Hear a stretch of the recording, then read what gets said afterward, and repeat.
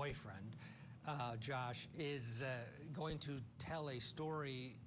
I suspect the defense is going to hammer away at him and try to reduce his credibility because he got a deal, 25 years.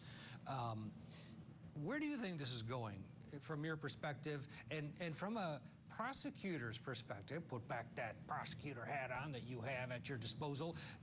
What do you make of her defense attorney bailing on her at the last minute before trial, which was back in last February? He's like, I'm out, and was granted that by the court. What do you think's going on? Yeah, that's pretty shocking.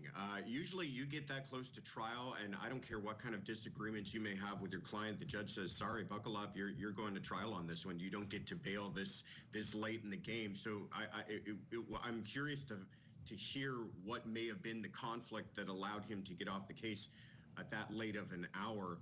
But to go to your question about what do they do as far as the defense goes with this, co-conspirator going to testify against her, you're right. They're going to attack the idea that he got a deal. Not that great of a deal. 25 years in prison. You could say, well, he's avoiding going to prison for the rest of his life. Sure. 25 years is a very long time, and it's going to be a very hard argument to make to that jury that, listen, this guy's just blaming everything on her, and he's taking the blame himself, and he's singing like a bird, all because you got this sweetheart deal.